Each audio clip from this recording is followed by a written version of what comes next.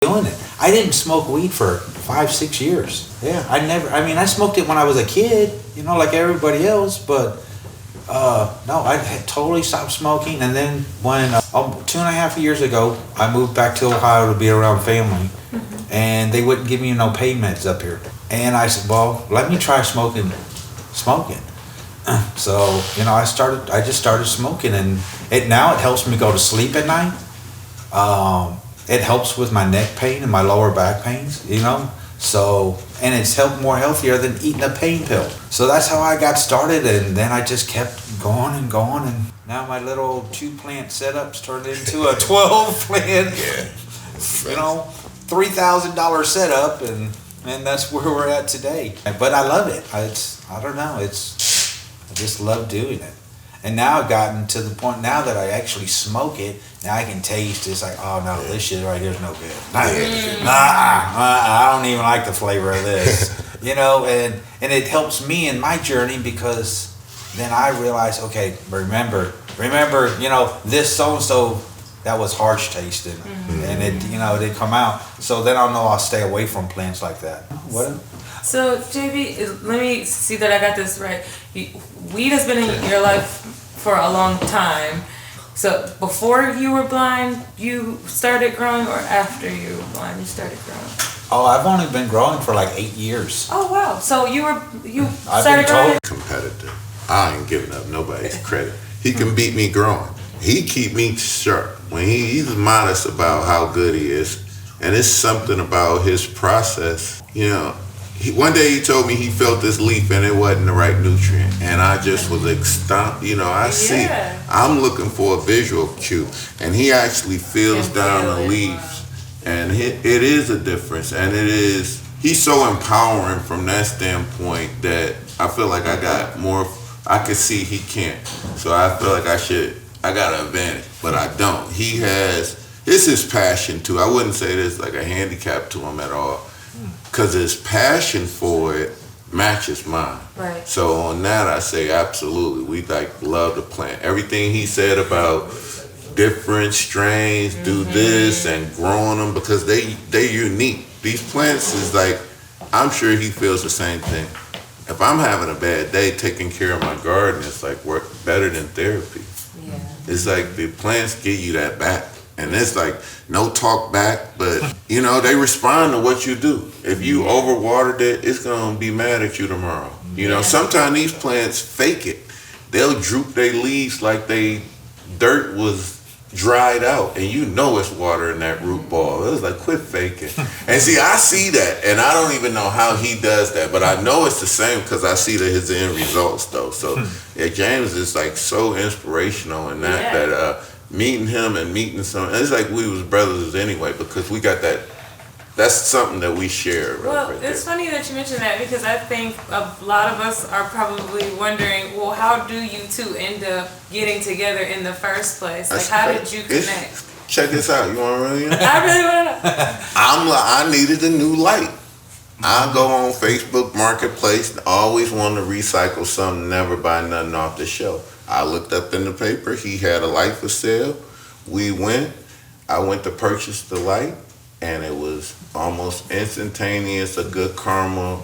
I felt comfortable with them two immediately, and they let me into their house, and it's not been a long relationship, but I feel like I've been in this relationship with him for way longer than I have. I feel it's that personality, me being a street retail people, I meet a lot of people from back in the day, and that's this is almost a gift of weed gave me from meeting a lot of people in a retail sense, that when I met him, he's just genuine, you know what I mean? And then it's he appreciate what I do for him, and I appreciate what he do for me, it's just so organically, it's we grow in organic medium, and it's how we got together like that. And that's how we really met, on a light sale. So, JB, JT has talked a little bit about street retail and his background and how he meets people in that way and everything like that. Can you talk a little bit about, because it's my understanding you were growing it for your wife. I don't know if you sell it or share it or how do you form community around your practice, or have you, or is it just you, or could you speak a little bit to that? Sure. Hush, hush. Clandestine. But you know what? It was just ironic that my neighbor, they were big potheads. Every time I finished a run, I'd say, hey, come on, y'all, try this stuff. And they would sample it for me. And all they would ever buy is high dollar hydro, and he was a big roller. So, and every now and then I'd have something really good and he'd like it. And it's just kind of like that. Now that I'm here in a legal state, it takes so much stress off of me. It's just serious. They can tell that I'm not so stressed, and they just grow so pretty for me. I don't know why, but though, because I keep everything simple, real simple. Mm-hmm. I'm not one of those people that's gonna go get 15 bottles of all these different things and add a 0.5 milliliter or whatever it is, however they say it, into this.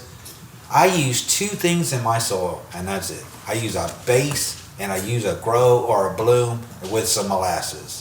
That's all I do. Mm-hmm. And this man right here will tell you, I threw out some hard, like brick-sized nugs. Yeah. I mean, you drop it on the table and you hear it thump. Thump. Yeah. To his point, I was opposite. I got every freaking nutrient in the whole damn system. Really? I'm more the scientist. Okay. I like to add a little of this. Like he said, 0.2 milligrams of this into 1 liter of water and let it aerate overnight. You know what I mean? Like, I'm like super duper, like I was all into the weeds because I want to know what every nutrient is doing to it. And I was more into the science of folks, just twice. And that 9-pound hammer he grew was like he said, dense, orange hair, heavy nug weed. I'm trying to tell you, this mild, and nobody got to tell me about it. I know about it. And it was real high THC. Very high. 9 pounds. It's called 9-pound hammer, and we'll give Jinx Proof Genetics on the West Coast, even though they don't answer no emails. We'll give y'all credit for those seeds out there. And that's another thing that probably we might have in common is getting good genetics and good seeds before we start. Kind of knowing where you're going is a good thing too. So, but it's sort of one of the things. Sometimes happen chance because this is still a new market. Yeah, it's still federally illegal. The feds could come in any day and tell us to stop. So we still have to worry about that. So let's talk about that. Like getting up to the theme of the show. Like, and JB, you talked about this a little bit, going from an illegal state to a legal state. But like, how exactly, and it's new, this like legalization in Cleveland and Ohio is relatively new. How has that impacted you all's practice or business, like more specifically? Has anything changed for you yet, or do you feel like it's still too new, or are you already starting to feel the effects of legalization? Me, to be honest with you, I'll speak on this. Not a dang thing. Okay. Not a bit. Because I'm different. I'm going to be honest with you. I don't want customers. I want clientele. And over the years, that's just been me, and I want high quality. So I never going to have no change. Everybody else had their pennies in a bunch, but not me. I ain't fluctuating one bit. I hate to tell you, I've been rolling the same. I ain't never going to change. I don't think it should be morally. I went to church for a whole lot of years, and I would say morally don't break the law. But for my morality, it's never been illegal. I just operated like it was the plant that grew out the ground like God made it. So I've been like that forever. So I would say not an impact for me personally. There's been no impact to me. Not at all. The only thing I don't like about it is the fact that you're going to start seeing these companies popping up who are in it just for the money. Right. Trying to get $35 for a bag of Happy Frog, when you can go get it for $19. Yeah. And I do know a place. I used to go to this same store all the time to get my potting soil. 3 weeks before we voted on?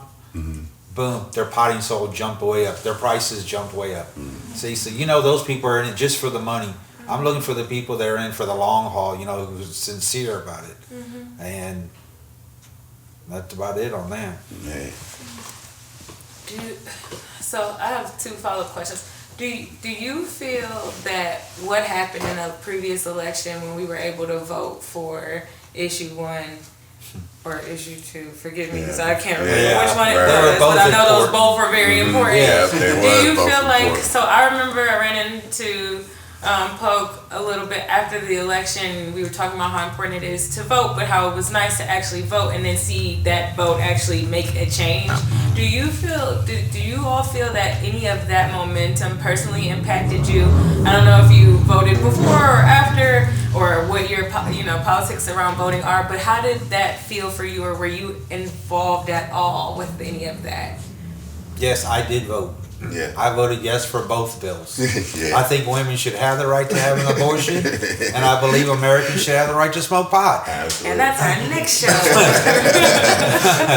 I agree too. I just grew up with a mom that always worked at the polling station. So when I grew up, voting, for me personally being brown, I just think about Representative Lewis getting hit in the head with that damn billy club walking over the Selma Bridge, and I'm going to vote for the rest of my life, period.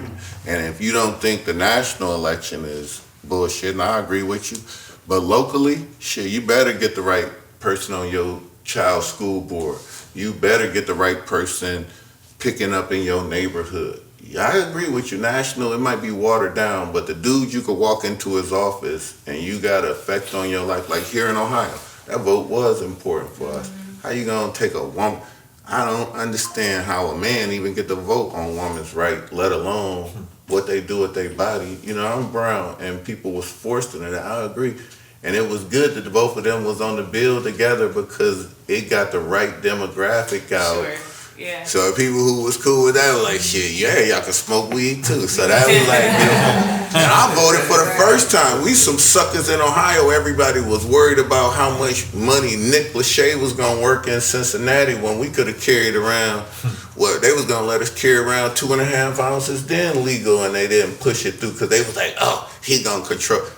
The reality of it is it's been an illegal, the traditional market been underground, it's gonna stay underground, it ain't never coming to the foreground. If you don't know somebody that's plugged in, keep smoking that trashy ass dispo weed. We don't need you anyway. You wasn't here before, you know, and with that, I swear they owe us some money because this market that they walked into been kept alive by some people who've been ducking and dodging and then spent some hard time in some sales for something that's now super, legal. It should have been legal. Yeah.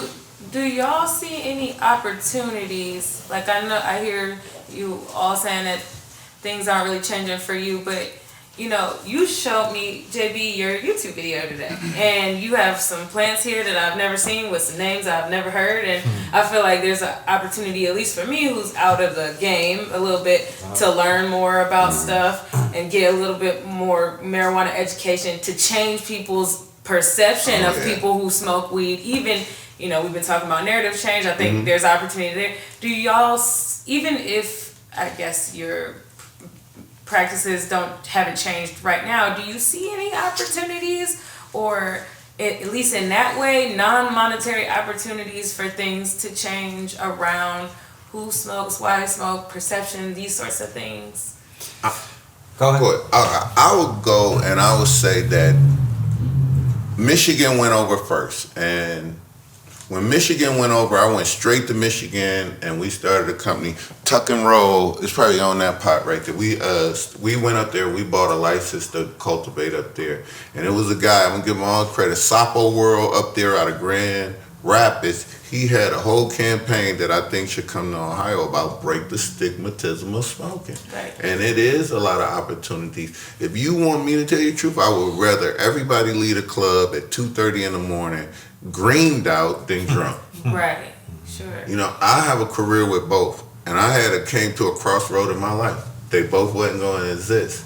And alcohol, I was like, which one hurt me the worst? And alcohol had way more damage. DUI, loose morals. It's a whole bunch of bad shit that go along with the spirit of alcohol, and it is that we should work on it. You know, but then it's another part of it too. Being a father of children. Sure. Hell no, not till you 18. If you know, it is a certain, you know, if you got to be in school and you want to be a productive citizen here in the United States, you know, yes, recreational, but if your mama ain't letting you drink wine at the dinner table, no, you probably shouldn't smoke weed. Right. But if you gonna sneak and do it like the rest of us did, yeah, I'm gonna say stay with the weed, don't mess with the liquor. So it is some education on that, and from a medicinal standpoint, absolutely. You know, sativa to indica. You know, I'm sure before long we'll be growing a plant just for arthritis patients. I need to grow a plant just for some cancer patients because it gives us the munchies to death. And it's going to be some people, it's plenty of people. I got some people in Columbus that I have to take pins to that are cancer patients. They just want weed to make them eat. And you know, they want from chemo, they want weed to give them the munchies because they don't want to eat after that. And it is a lot to do with that. It is for that educational part of that, we do have a lot of growth for that too. Sure. Yeah. JB, what do you think? Yeah, yeah, we do need. It's just like for many years. Okay, massage therapy is what they call it today. Well, what were they back in the day? They're called masseuses, and it all, you know, and you had a negative impact. You know, a negative when you saw masseuse. Oh God, you know, something nasty. But though, today doctors still will not realize that massage is a good thing. Yeah. It really helps loosen your muscles, you know, and help. It does a lot of things, but they laugh at it. And I think that's the way it's going to be with cannabis for a while, just because of they've been taught their whole life that it's dope. It's bad, but it's really not that bad. And I hope Joe Biden really does. I heard that he did submit it to who does the drug and the drug play to the FDA to lower the schedule of cannabis. That really, it needs to be dropped off. Yeah, it don't need to be shouldn't free. be on the list. Yeah, No. it shouldn't be. How are you going to put cannabis with cocaine or heroin? Come on now, that's crazy. No, I've tried cocaine, I've tried heroin, and I've tried cannabis, and no, they're nowhere near. So Not similar effects. no. Okay. That's good. Well, I think cannabis don't put the monkey on your back. Right. And when you chemically put the monkey on your back with any of them other drugs, including the opioids that they give me, I unfortunately just had back surgery. I got oxys in my pocket now that I don't take. I haven't taken them for 2 weeks. I don't even, that's trash. And then they talk bad about this when, to be honest with you, the best painkiller is a secret for y'all all. 10 milligram gummy of sativa and Advil work better than Oxy will ever work in the history without constipation. You know what I'm saying? You know, Oxys, you take Oxys, you ain't taking a dump for 2 weeks. So it's just a trashy drug. Your body's supposed to move a certain way, and that's not natural to how we move. Yes, it's a good pain blocker. Right after the back surgery, I had to take it. Can't hack it. It's really too hard. But right after that, my recovery is not on that crap. I don't. And then guess what? Now I got to worry about a chemical addiction too. Right. Now 2-3 weeks. Yeah, which they counting on. You know what I'm saying? They want me in the. And then after they give you your first 3 weeks of it, then they start making you. Then this nurse make you the gatekeeper of. She turning into your drug dealer. I ain't even gonna tell a doctor you ain't hurting that bad. Like, who is you, nurse? And why be even into that process? That whole medical don't get me started. So JB, I want to know if the Blind Bud Cultivator, like, what is your dream for that company? You know, you got your stickers here, you brought some plants, we got your YouTube playing. Like, what's up with it? You know, I started this, actually it was just for fun, and I told you know, and I was really surprised. We went ahead and posted some videos, and I shared it out to everyone, and I told my wife, said, look, if I'll be so happy if I get 100 views. Let's, and we were only counting on, I was counting on maybe 20, 30 views. But all of a sudden I started off 150 views. Look at that. And then all of a sudden it jumped up to 200. Then it hit 300. I'm like, damn, I might be actually doing something here. And it's like, I see all these other people doing it. Why can't I do this? So that's why I started it. And it helps me document my grows and how they looked and, different parts of that I can go back to later on. So I jump in with him. I tell him something that he might not know. I went right when he made that Blind Bud Cultivator, and he liked that name. It's another YouTuber that grow. It's like Growing with James. So he dominated the algorithm from coming over to James Brown. So he started Blind Bud Cultivator. And we got blindbudcultivator.com. And in my vision, I would like him to be not just a content provider, but also a reputable source for maybe a profitable online business. If we use the metrics we know to, I just got to give him some time. Like I said, I'm coming back from a back surgery, and I like to give him some more time, along with Laylo helping him out, and really like helping him out to push him out there in that marketplace. I think he can definitely corner a part of the Ohio market, the real people, and I think he has a big upside with that. And we just really just getting to this part of it. You are interviewing hopefully at ground floor. We look back at this day right here as a great starting point for something that to do him good, because his approval of anything, so this is a pitch to any company out of here, send him everything, and if it meets his mustard, the rest of us ain't got nothing to say, but this gotta work. Because I'm trying to tell you right now, if he can work with it, we can work with it. And that's not to take no points away from him, because he's very skilled at what he do. I don't think we can ever do what he does. I don't think you can make me be blindfolded and go into my tent and have the success he has. Taking a lot of years to do it. Let me tell you right now, it ain't even worth the tent. I'm gonna have a hard time unzipping my tent for the first. And then I'm gonna knock over 18,000 pots of dirt every time I go in there. I'm trying to tell you. And he reaches out for his leaves like nobody but. And don't forget, this is a growing plant. So if he reached for this plant right here today, tomorrow it might be right here. But his hand automatically in his tent, I watch him, and he just go right to leaf, and he just fills up the plant in a way that I don't even touch my plants the way he do. So he has a connectedness. Let me tell you, it's impressive. Maybe that's what it is. Maybe those girls just like to be touched so much. Maybe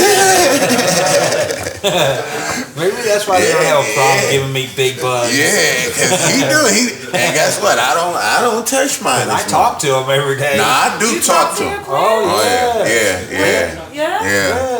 What are you saying to me? I just tell him good morning, baby. And good morning, baby. Heck yeah, I touch him and I talk to him. And think about it, whenever you're breathing, you're throwing CO2 that's the into your tent. Yeah. Which that's what plants need is the CO2. Right. So also we have 5 dogs. Yeah. So there's more CO2 in the air, so that really helps out a lot. But I love talking. I touch them and talk to them. They're living, breathing things. So that So I want to give the audience or anybody even on live. He don't like, a lot of people hate popping seeds. It's another part of the growth. It's like a couple sections. But when you right here, all you got to do is get any of these under a light, maybe repot them one time, and you'll be gone. Yeah, they'll be ready for one repot. Every one of my plants, I make sure I always put the date. Yeah, name absolutely. Because that date is the date that I put it into that pot right there. And like, there's a couple of them, they're 9 days old. Okay. See, so they're well established, and all they need to be is transplanted, and a clone will grow faster than a seed. By a long shot. Yeah. JB, you said you wanted to say something about the blueberry muffin. I have never tried the blueberry muffin. Oh, okay. I just see, and that's something else. You know, when you talk about the business and that, Yeah. there you go.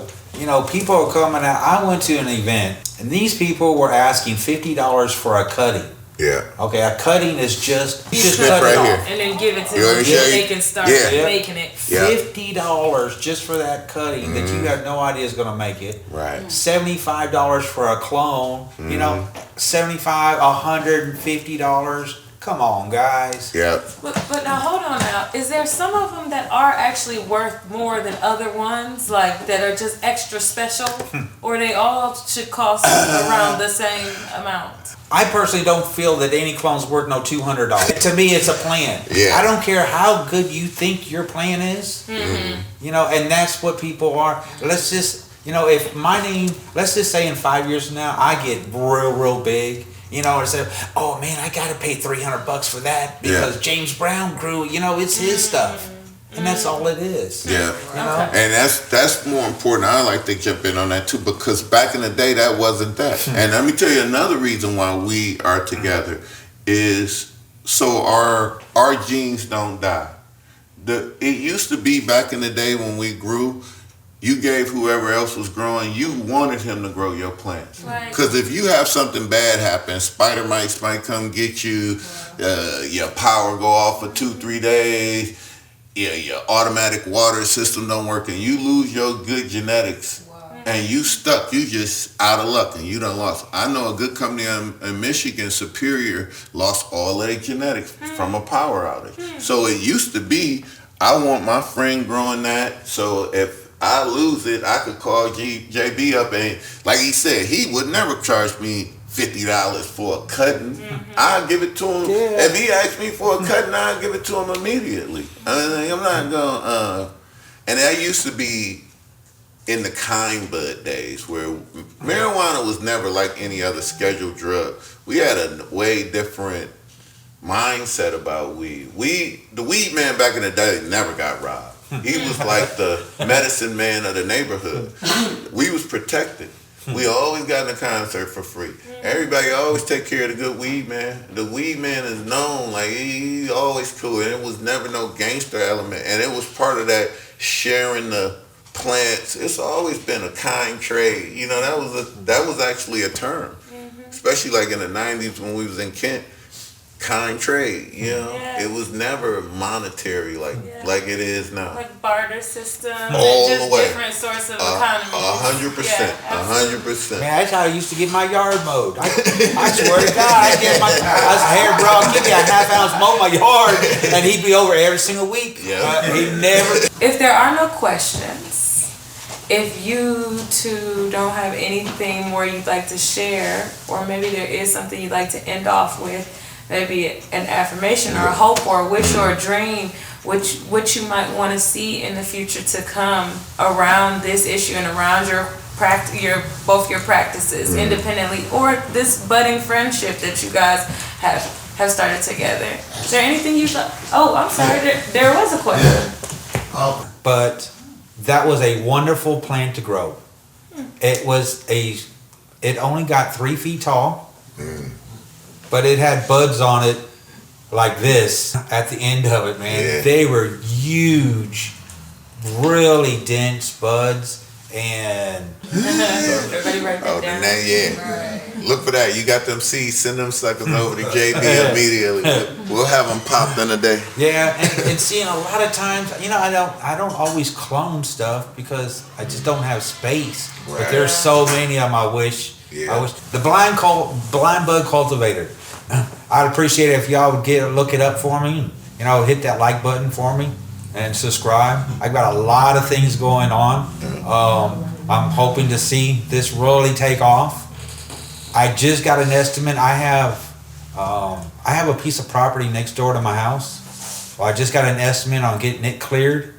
I'm gonna get that cleared off. I'm gonna get some new buildings set up and go from there. Yeah. I'm gonna have a nice little setup to, you know, people come over, hang out, you know, talk about some cannabis and show some love, man. I'm so tired of hearing on the news about someone dying over something stupid. Yeah. You know, let's stop all this. Let's talk love, you know. Yeah. Smoke a joint and kick back. You know, there was something I saw. It's like smoke a joint, then everything's like fuck it. If you want to say where I would like it to go for me, I got we started with Tuck and Roll up in Michigan, and we wanted to come down here. We definitely got, my neighborhood crew that's always gonna stay ghetto, HNOTP, and the Sohigho Gas Company, SohighoGasCompany.com, Sohigho.com.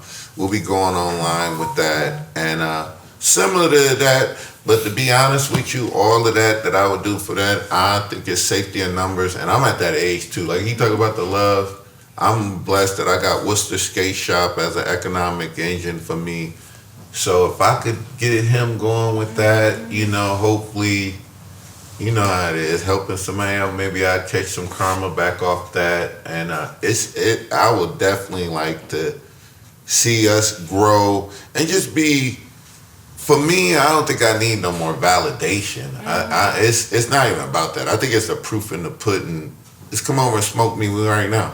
I'm trying to tell you right now, you can't beat me with weed any goddamn way. I'm way too competitive. So I just like to see us grow and keep the education, like where we at right now in Ohio and what we're doing here, and the education aspect to break the stigmatism of something that we feel like it should never been. Schedule 1 is dumb. Like it's just way too far.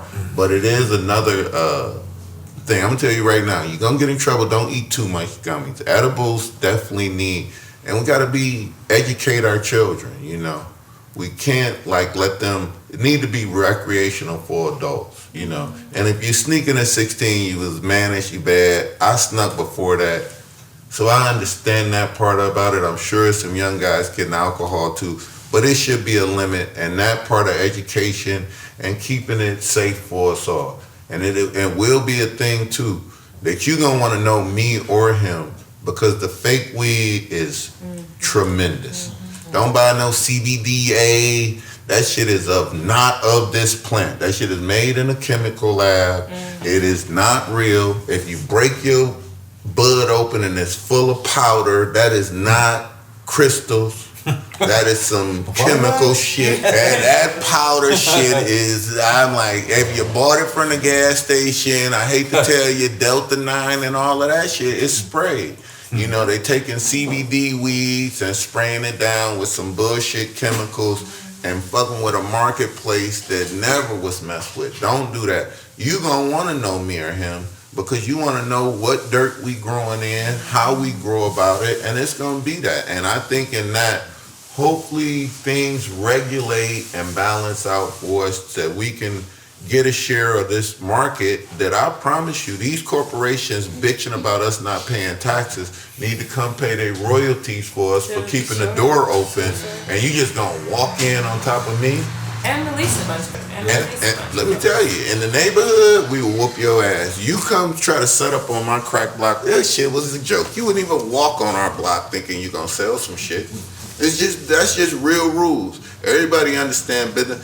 Ain't nobody gonna be able to bootleg Goodyear tires. You know what I'm saying? Well, Goodyear gonna come whoop you down. So how they gonna come in and come on top of a traditional market that's been established for so long, and then don't even let our brothers out of jail. They don't disrespect the people. At least New York gave people who had a record of a marijuana conviction, they gave them first right to the dispensary.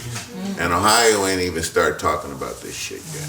And you that's some bullshit. I like to see a little bit of furtherance on that also. I definitely... Yeah, that's the way it should have been. Yeah. Hey, if you don't mind me saying, I don't want to step on no one's feet here, but this governor, if you would have spent your time on setting up a system for these dispensaries to be open, instead of going to Congress and trying to get no plants, you're not allowed to grow no plants, and you're trying to cut everything down instead of trying to fight it, because the people already spoke. Right. You had no right to even try that. You should have been working with the system to make it faster, instead of you sitting here, I'm so worried about the black market. The black market's been here, buddy. Ain't going nowhere. Yep, it's not going anywhere, but you should have already had something set up instead of making dispensaries wait a whole year. Yeah.